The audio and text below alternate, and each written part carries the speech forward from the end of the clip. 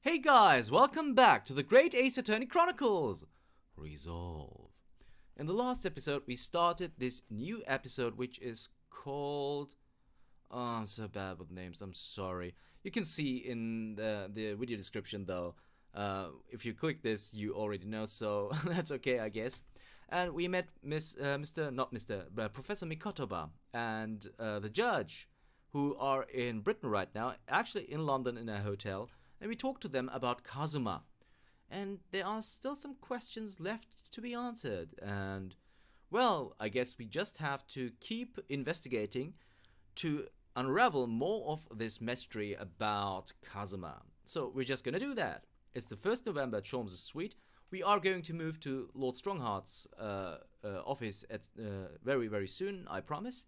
But first of all, we're gonna check out things. So if you want to just skip that, you can do so, of course. And just see where, when this episode comes to Lord Strongheart. Wee wee! What was that?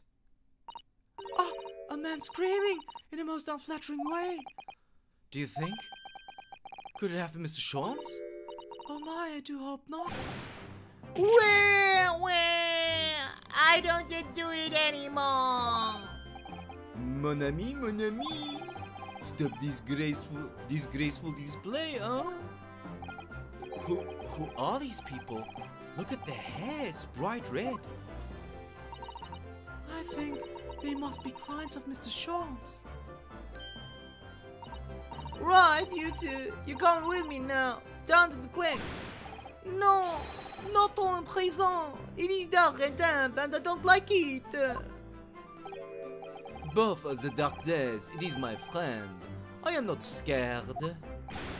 Where? But you're always scared of the dark. Shut your mouth, you idiot. We will sit quietly in the dark and play our next daring eyes. Where? I don't like this. I don't like this. Well, though, we'll finish this down the yard. Now get moving. Bye then, Ginny. Have fun. Oh yeah, thanks Iris. Thanks, you're a great detective.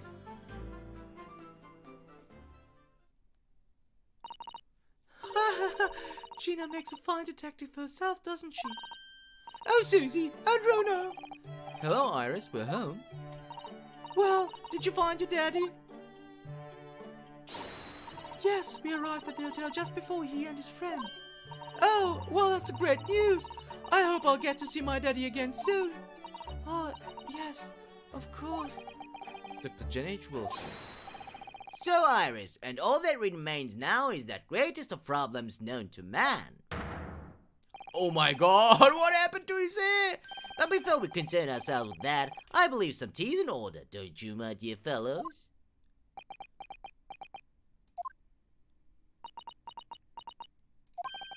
Is something wrong, Mr. Naruhodo? Do I have a crumble such like on my face? Not so much on your face as on your head, I'd say. Come along then, everyone. I've brewed a lovely special blend time for tea. Whatever's going on here today? In that case, let us sit and drink now. For I am, in fact, expecting a guest later today. Okay, you know me guys, it might be the case that we have a lot to talk about, so we might not get to Lord Strongheart in that case, but we're gonna have a look around first, of course. If I remember correctly, this large and imposing lump of iron is called a typewriter. To think that every single one of the adventures of Sherlock Holmes blossomed from this very machine. Ah, it's such a dreamy thought. I actually had to go on it the other day. The metal bars that moved when you hit the keys got all tangled up somehow, and that made Iris angry. Mr. Naruhodo, you're ruining my dreamy thoughts. Please don't do that again. Now I've made Susato-san angry as well. Alright, the shelf. That's Iris' wonderful collection of medicines, potions, and chemicals. Just look at all the little bottles she squeezed into the shelves. Yes, and there are charming little ribbons tied around the bottles too. But the labels aren't quite so charming, are they? This one here reads Deadly Poison. Oh, I've been so excited about the idea of helping Iris with her experiments, you know. Just try to avoid any bottles labeled Deadly Poison or Highly Explosive. Alright, what about the tea service? Iris's pretty little tea set is set out beautifully as ever. Look. Well, it's only by careful taking care of a tea set that you can make good tea. Is that a roundabout way of telling me I need to tidy my desk? Oh, Mr. Naruto, you do overthink things at times. Alright. This blackboard is where Iris scribbles down her latest ideas, isn't it? Let's see. Oh, she seems to have drawn a lot of little stick figures all lined up. Look. Cheap apples at the market is what all of them say. What? The little figures can speak? All your questions would be answered if only you would read this month's Rand's magazine. So I'm the only one who can't make any sense of this. Alright, the shelves here. Ah yes, Mr. Sholmes' curious collection of trinkets from the various mysteries he's solved. It's one of my favorite parts of his room, full of items with such exciting tales to tell. And I do believe he's added to it since I last looked. No, there's a mysterious pince nez, a mysterious little box, a mysterious horseshoe, a mysterious biscuit. I think that last one might just be one of Iris's unfinished snacks. Alright, so we have everything here, and here are new things. So this is Kazuma's mask, it seems, so we're gonna leave that for last and have a look here first at the contraption. It's fine. I finally managed to remember this behemoth's name, the Great Analytoscope. I still can't pronounce it. I don't think it was here when I left for Japan, was it? Oh, is that right? Yes, because it was with the pawnbroker. Ah, of course. Oh, that's given me a wonderful idea. I could pawn everything that's on your desk. The office would be tidy at last. Don't even joke about it, Mr. Sato. You are joking, aren't you? I don't think she is. She's dead serious. Okay, what about these shelves? These are there's all sorts of sorts on these shelves. Chemistry apparatus, books, papers, and lots of things I've never seen before. It's all headed up so high I can't help feeling that the whole lot is going to topple at any moment. It looks as though it might topple, and yet it doesn't. The epitome of Mr. Sholmes' brilliance. I don't get it. As it happens, I'm quite well practiced when it comes to stacking shelves myself. Just the other day, the shelf in my office finally gave away under the strain, though. It looks as though it might topple, and it does. Yes, the epitome of your disarray. I really don't get it. I know what you're talking about. I know what you're talking about. Okay, so the violin. This is Mr. Sholmes' famous violin. The one he found being sold for a song at a pawnbrokery. What it's called again? A shoddy something? Ah yes, this wonderful instrument features the adventures of Sherlock Sholmes. It's a world-famous Stradivarius. What? Stradivarius, Mr. Naruto. Stragivor? Are you even trying now? We'll come back to this another time, I think. Alright, so we have covered everything here, it seems. Okay. Is there something new here of interest? So, not the chimney, the hearth. I do like this fireplace. It's one of the best things I've seen since we arrived in the country, in fact. Although, I do yearn for a Japanese kotatsu. Putting your legs under a warm blanket table is so comforting. Do be careful, Mr. Naruto. Don't mistakenly put your feet into the fire, will you? You'd suffer terrible burns, you know. I worry sometimes about how Susato-san sees me. Alright, okay, so we have everything. The only thing missing is the... Oh, there's a newspaper here. We're gonna check that out. This looks like last week's edition. What's that article circled in red ink there? It's an advertisement column. It says, to the Red-Headed League. The Red-Headed League?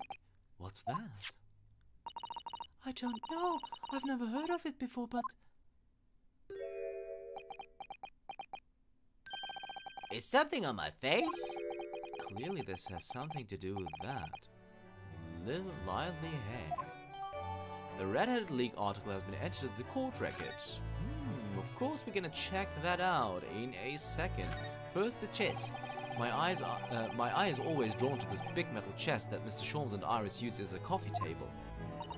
Isn't it where Iris keeps her very important papers? It is, so you'd think they treat it with more care, really.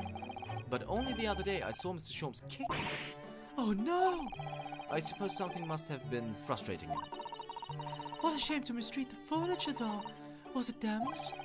The chest was fine, but Mr. Sholmes was doubled up on the floor for almost 10 minutes. Oh dear, that is a painful tale. Yeah, Mr. Sholmes. So, what about the mask? The mask customer wore when he was assigned to London Van Zeeks as his apprentice. When he cast it aside after the trial the other day, I just sort of picked it up. We ought to give it back to him, I suppose. But he has his memory back now, doesn't he? And I can't help feeling he might turn around and tell me coldly to wear it myself. But isn't he your best friend? Oh, don't remind us, Sato-san. That is just so... Oh, that just... Okay, we're gonna check this out first. To the Red-Headed League, on account of the bequest of the late... I don't know that word, I'm sorry. Of the late Ezekiel Hopkins of Lebanon, Pennsylvania, USA. There is now another vacancy open which entitles a member of the league to a salary of £4 a week for purely nominal services. All red-headed men who are sound in body and mind and above the age of 21 years are eligible. Apply in person on the morning of the 31st at the large park on Lime Street. Get £4 per week if you are red-headed. A most fantastic money-making opportunity. St. Bartholomew's Hospital Public Health Report. So we could read that, but I don't think that is that important. This is going to be important, I'm pretty sure. An advertisement from the newspaper that's entitled to the Red-Headed League. It seems somewhat suspicious in nature. As things with Mr. Sholmes often are, we're gonna present him the armband first. Mr. Sholmes, about this. Tell me, Mr. Naruto, is this the first time you've shown me this particular trinket? Oh, I don't really remember, to be honest. If my saying that it's a collar for a breed of miniature canine with a particular long neck were to precipitate at "here we go again" from your lips, we could be sure it was not the first time. Deduction, you see, my dear fellow. Deduction. Alright, we're gonna show you the newspaper, of course.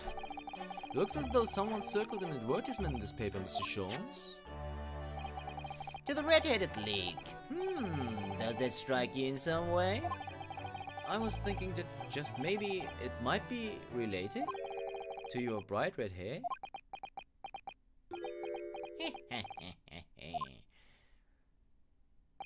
So, at last you've learned to apply my methods, Mr. Naruto. Sorry? In the first instance, and quite indispensable, observation. Believe me, I could have seen that hair with my eyes shut. So then, allow me to regale you with the details of my latest exploits. Regale or boast? Okay, so here we are, we showed everything. Let's talk about the two visitors first. Mr. Sholmes, who were the two gentlemen that were here before? Oh, just a pair of petty criminals, nothing of significance. Of course, they have to make a living somehow. And when the mood takes me, I'm willing to turn a blind eye to all manner of infractions. When the mood takes you? All manner of infractions? But when such fellows set their sights on Mr. Sherlock Sholmes, well, that's when their luck runs out. Oh my, you were the target of a crime, Mr. Sholmes. But I quickly devised a plan to entrap them and deliver them to our young detective ally. You should have asked Rexy to come too. We could have had an arresting tea party. I did send word, but no answer was forthcoming. The man is consummately in the wrong place at the wrong time. There's a word for it, I'm sure. Ah, I have it! A bungler, that's the word. It's a good job he's not here to hear you say that. So those redheads had been up to no good? I wonder what the man did. Okay, I have no clue what a bungler is, by the way. If you know, put it in the comments, my friends. The greatest problem. What was that about the greatest of problems known to man that you mentioned before? Is it another fiendishly intricate case, Mr. Sholmes? How should I best explain it? Are you aware of the theory of evolution by natural selection, perchance? Well, I think I've heard talk of it somewhere. Possibly. It's a revolutionary scientific theory that was nearly proposed 40 years ago now. According to its author, Mr. Darwin, we humans were once apes who lived in the treetops. Wait, what? We were apes? Indeed, and from the very moment those apes descended from the canopy to live as humans, it has been our lot to be at the mercy of the greatest problem known to man. Our lot? What is the great problem, Mr. Sholmes? Why, is it not obvious, my dear madam? The problem of rent.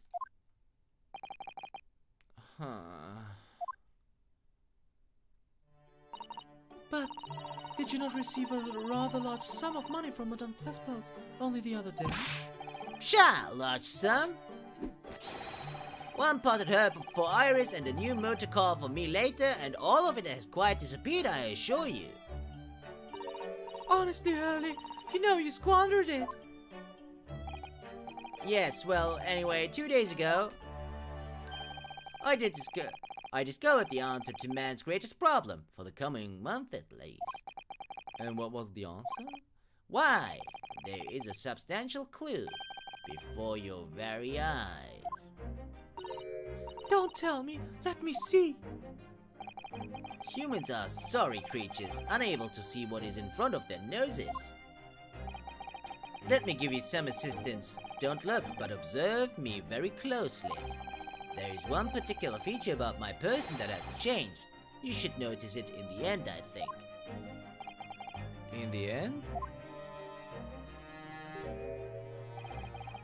It's been stabbing me in both eyes right from the very beginning of our conversation. I think we might need another clue before we uncover the full answer, Mr. Naruto. Thanks for the hint. I'll be tearing my hair out if this charade goes on much longer. Tearing. Alright, so I spawned this a little bit because I once again was too thorough. I'm sorry guys, but it's fine. The lie you told. Mr. Sholmes, isn't it about time you told us the truth? Just over a week ago, you said to us, I will now tell you something of the first importance, my dear fellow. Great detectives are wont to lie. It will serve you well to remember that.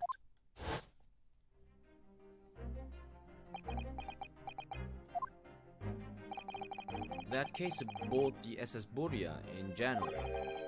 Kazuma wasn't killed, and you knew he wasn't dead at the time. So what was really going on? The fellow was unconscious for a very long time. If he hadn't regained consciousness when he did, his life would have been in mortal peril. Of course, a side effect of the prolonged comatose state was amnesia, as you now know. It was a simple enough task to silence the crew. But how? After they'd carried him out of the cabin, I assembled them in the lobby area. Then I made them swear to leave him unconscious and have him unlaid from the ship in Hong Kong as a murdered corpse. Oh, how horrible! It was necessary to find some material with which to persuade the crewmen to keep their word, of course. But why? Why do we do it in the first place? I will be at liberty to elaborate in due course. But for the time being, I would like to reassure you, I didn't foresee subsequent events. What events? His disappearance in Hong Kong. Oh, I believe I may have made a gross error of judgment. Mr. Sholmes.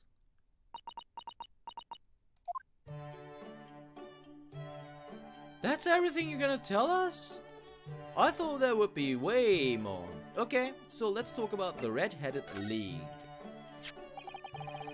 So what is the Red-Headed League, which seems to be the subject of the advertisement you've circled? You noticed it in the paper then? That, my dear fellow, was going to be the source of this month's rent payment. It was? How? According to the advertisement, Red-Headed League is a distinguished institution of fellows of unspecified governance. In fact, the only condition for becoming a member is having red hair. That doesn't entirely surprise me.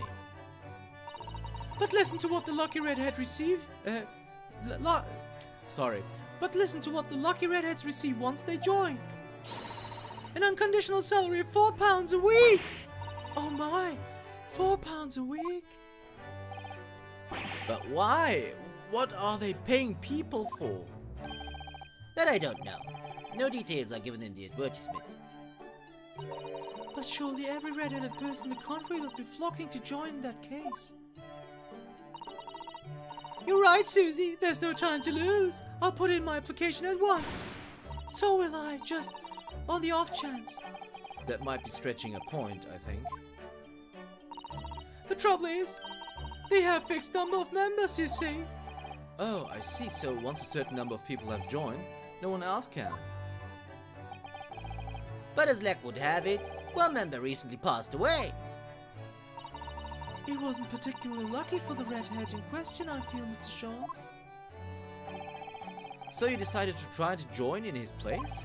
Correct. I mean, look at me. Have you ever seen such a red-headed fellow? No? So why? Why did it have to go so wrong? What on earth happened? A blunder, Mr. Naruhodo, though it pains me to admit it. Your blunder. What did you actually do to your hair, Mr. Sholmes? I'm glad you asked, Mr. Sato. What you see atop my head is neither dyed nor a hairpiece. I changed the color of my hair overnight. By the wonders of chemistry. Chemistry? I was conducting some research into a method of rejuvenating spent tea leaves. And in the course of my work, I stumbled upon a potion that, when taken, turns one's hair a flame-like red. Would you like to try it? It will make every hair on your body perfectly crimson. I think I'll pass. But Mr. Sholmes, is it quite safe to drink? Surely it's bad for you, isn't it? Amateurs as always hampered by such fears. Oh, I should never have doubted you, Mr. Sholmes. You mean to say? But of course. To earn £4 per week, one must be prepared to turn a blind eye to a little danger. That degree of red signals more than just a little danger, surely. So anyway, Hurley left full of confidence yesterday with his new red hair. For the park on Lime Street where the Red-Headed League were interviewing prospective new members. So what went wrong? The whole park was choked with red-headed folk like a coaster's orange burrow. I queued for 8 hours solid before at last I reached the front. But when the panel of interviewers saw me, they immediately said, "Ah, Mr. Sherlock Sholmes, are you in disguise to conduct an investigation?"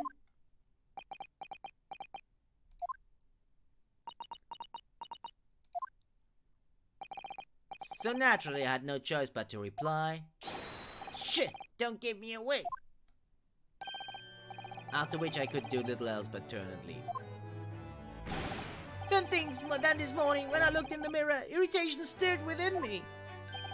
So I turned the pair into the police.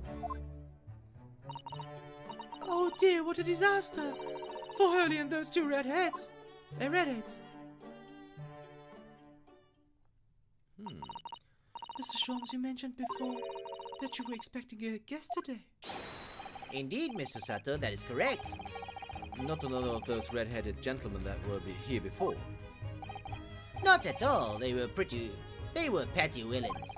The guest I am expecting is a client. Oh. A young gentlewoman who wishes to appoint the services of this great detective, no less.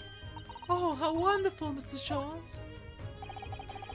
You must stay and observe the fashion in which a great detective receives his customers. Must we? I have you in my clutches now, Rent.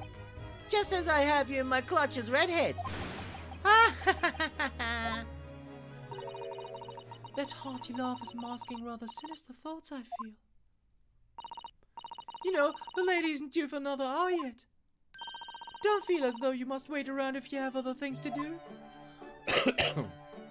Well, that is good to know, because we actually have things to do. And that is why we are oh, wait a second. Could go back to the what happens if we go back to the hotel? Nothing happens. Okay. So we are going to the Lord Chief Justice's office, of course. But you guys know this is going to take so... Oh, look who's there. Look who's there. So we are going to have a little chit-chat with Lord Strongheart and maybe even Barak when Zeke's in the next episode. But since this is going to take so much time, we haven't yet reached the half-hour mark, but we are so very close that it wouldn't make sense to keep this episode going. So thanks so much for watching, and see you in the next episode of the Great Ace Attorney Chronicles. Resolve. See you then.